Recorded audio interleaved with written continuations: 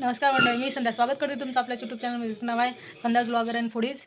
आणि आजच्या ब्लॉगमध्ये सुद्धा मस्त कालपासून पावसाचा म्हणजे सुरुवात झालेली आहे. अगोदर काय सळक येत होती जात होती, पण आता म्हणजे एकसारखं पाऊस चालू आहे. आता घर सगळं वल्ले कपडे असतात, वाळत नाहीत काय नाहीत. आमच्या रुद्राला ना NCC ड्रेस थोडं प्रेस करून वगैरे पाठवून द्यायचं होतं ते SN स्कूलला, त्यासाठी घेऊन बसले होते. मला व्हिडिओसुद्धा स्टार्ट करावा, घरी इस्त्री होतच नाही, पण अडचणीच्या वेळेस म्हणून हे काशी इस्त्री घेऊन ठेवलेली आहे. इलेक्ट्रॉनिक्स हलकी आहे पण लवकर गरम होते आणि ॲटोमॅटिक आहे. म्हणजे गरम झाल्याच्या नंतर हे इंडिकेटर बंद होतं आपोआप. आणि आज करायचं आहे आपल्याला बीटरूट राईस. हे संध्याकाळी करायचं आहे आणि आपण संध्याकाळी बघू सगळे कामं झाल्याच्या नंतर. ते बघण्याला हलकीच आहे पण इस्त्री छान होती बघा.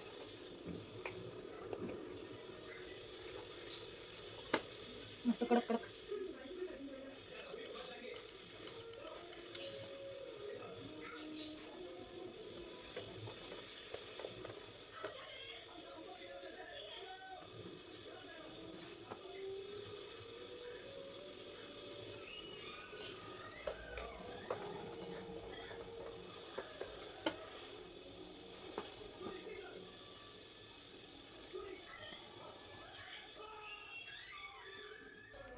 त्याबरोबर तुम्हाला मी साडी प्रेस करायची पद्धतसुद्धा दाखवणार आहे.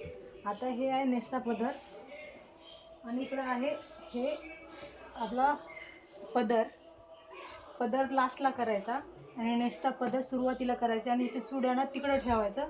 त्यामुळं काय होईल, नेस्ता पदरामध्ये जरी थोड्याफार चुड्या पडल्या तर काही हरकत नाही, पण पदराच्या जवळपास तिकडे चुड्या पडू नये, काही म्हणजे मुदडा वगैरे पडू नये. त्यासाठी नेस्ता पदर अगोदर सुरुवातीला घ्यायचा. हे पाहू शकता तुम्ही.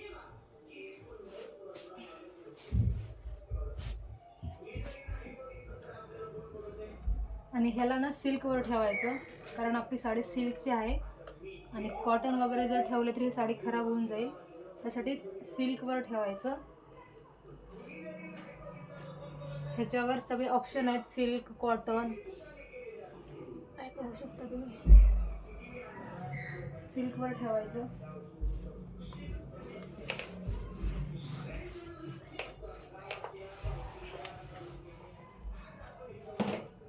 आता जी इस्त्री केलेली ही आहे, ह्याला इकडे एक प्लेट घालायची अशी.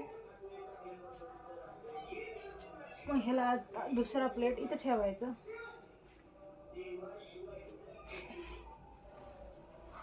अशा प्रकारे सगळी साडी इस्त्री करून घ्यायची प्रेस.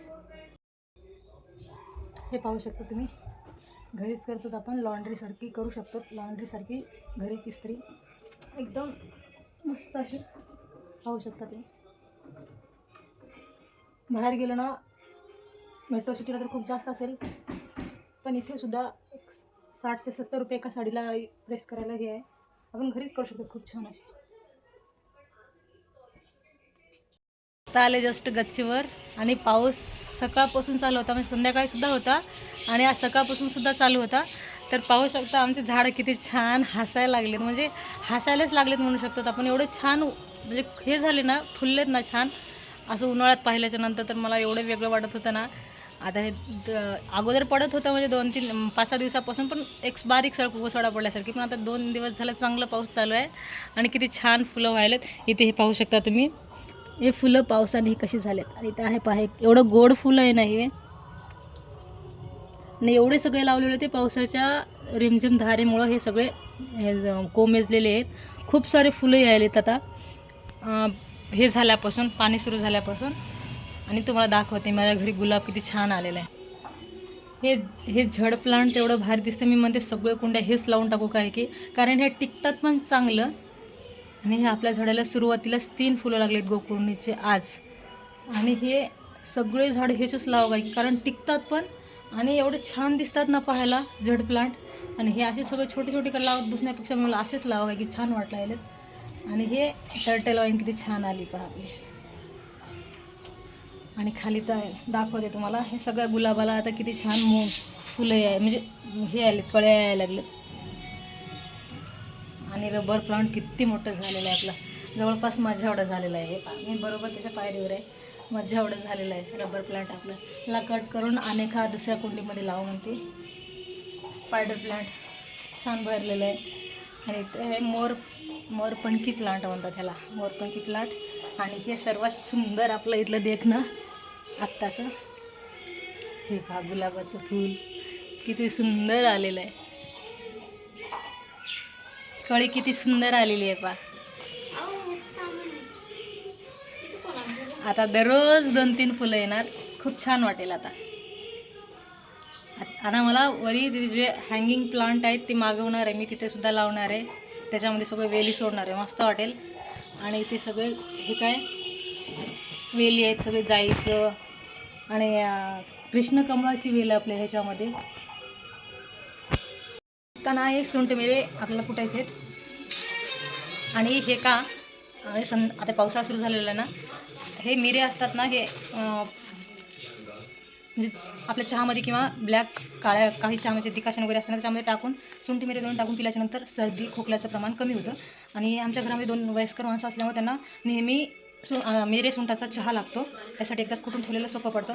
मस्त उन्हाला ठेवलेलं आहे आणि कुठून ठेवणार आहे म्हणजे टेन्शन नाही, एकदा कुठून ठेवल्याच्यानंतर ते चालू आहे.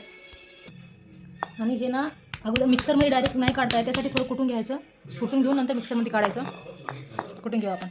आपल्याला आता हे करायचं आहे बीटरूट राईस.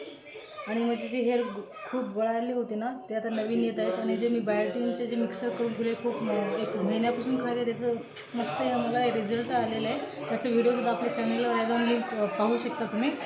आणि हे सगळं हे आहेत वस्तू, शेंगदाणे, तेजपत्ता आणि दालचिनीचा तुकडा, कढीपत्ता, कांदा आणि मिरच्या हे एवढं कट करून ठेवलेलं आहे. आणि बीट मी उकडून ठेवलेलं आहे, याचं खीस करून घ्यायचं आहे आपल्याला नंतर बीटरूट राईस करायचं आहे.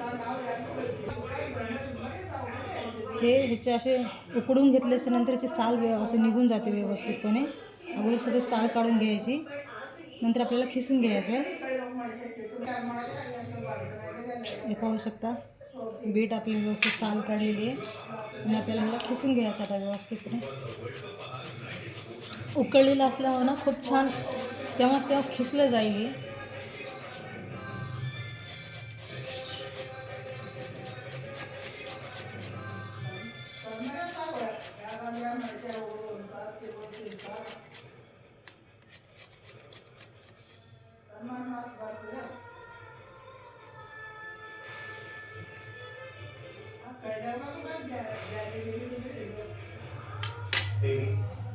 पाहू शकता खीस निघालेला एवढं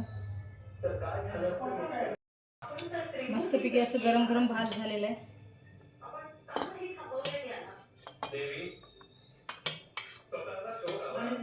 आपल्याला थंड करून घ्यायचं आहे.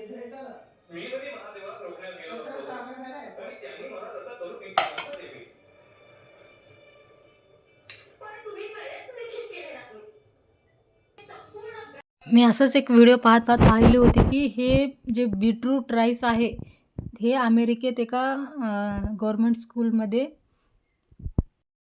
दुपारचा खाऊ म्हणून देतात. आणि हे खूप म्हणजे हेल्दी फूड म्हणून देतात तिथं. आपण जसं आपल्याकडे जसे दुपारच्या वेळेस खिचडी वगैरे करून देतात दुपारच्या शाळेच्या खाऊमध्ये डब्यामध्ये, तसं त्यांनी हे बीटरूट राईस वगैरे म्हणजे अल्टरनेटिव्ह करून देतात. पण करतात तसं ते होतं. मी हे करायची इच्छा झाली आणि तुम्हाला पण शेअर करायची इच्छा झाली त्यामुळे करायले. अगोदर तेल टाकून घ्यायचं, तेलामध्ये ते मोहरी आणि जिरं, नंतर शेंगदाणे अगोदर टाकून घ्यायचे, शेंगदाणे, तेजपत्ता आणि एक दालचिनी तुकडा हे अगोदर छान खमंग भाजून घ्यायचे. मग नंतर हे सगळे कांदा, मिरची आणि कढीपत्ता हे टाकून घ्यायचं आणि व्यवस्थित भाजून घ्यायचं कलर बदलेपर्यंत. आणि जास्त नाही असं हे बदलून द्यायचं. करपू दिल्याच्या नंतर त्याचं चव असं म्हणजे तुरट म्हणजे कडवट येईल. बिलकुल जास्त करपूही द्यायचं नाही, थोडंफार भाजून घ्यायचं. मग लगेच मध्ये टाकायचं बीट जे आपण खिसून घेतलं होतं अगोदर, व्यवस्थित छान म्हणजे उकडून खिसून घ्यायचं साल काढून आणि ह्याच्यात टाकून द्यायचं. ह्याला पण थोडं वाफून घ्यायचं. त्याच्यात हे वाफवल्यानं काय होईल की त्याच्यातलं जे करवटपण असेल ते जातं निघून. आणि असं नाही की बीटनं हे भात करवट वगैरे होईल, बिलकुल नाही, एकदम टेस्टी होईल. आणि आता फक्त मीठ टाकून घ्यायचं आपल्याला, हळद वगैरे नाही. छान एकजीव करून घ्यायचं. मग आपण थंड केलेला भात मिसळून घ्यायचं याच्यामध्ये चांगलं आणि बघत बघत टाकायचं. एकदाच टाकून फिक्कं नाही करायचं, म्हणजे बघत बघत टाकायचं. जेवढं मावेल तेवढंच भात टाकायचं. जवळपास एका बीटला 1-2 वाटी तांदूळ एवढं बसेल. आता मी अगोदर जास्त म्हणजे घरच्यासाठी जेवणासाठी वगैरे केले होते. मी अक्षतला खूप आवडतं आमच्या हे बीटरूट राईस. त्याच्यासाठी म्हणून नेहमी करत असते मी. आणि हेल्दी आहे आणि खातो म्हणल्यावर न करायला काय बरं, हे की नाही. आणि शेवटी टाकून घ्यायचं मस्त एक अर्धा लिंबू. एकदम जबरदस्त. एकतर लेमन राईससारखी टेस्ट येते आणि एकतर बीटरूट राईस होईल. एकदम छान होते चव. नक्की करून बघा. आणि व्हिडिओ कसा वाटला मला कमेंट करून नक्की सांगा. व्हिडिओ आवडल्यास व्हिडिओला लाईक करा, चॅनलला सबस्क्राईब करा. पुन्हा भेटू पुढच्या व्हिडिओमध्ये. तोपर्यंत सगळ्यांची काळजी घ्या. बाय.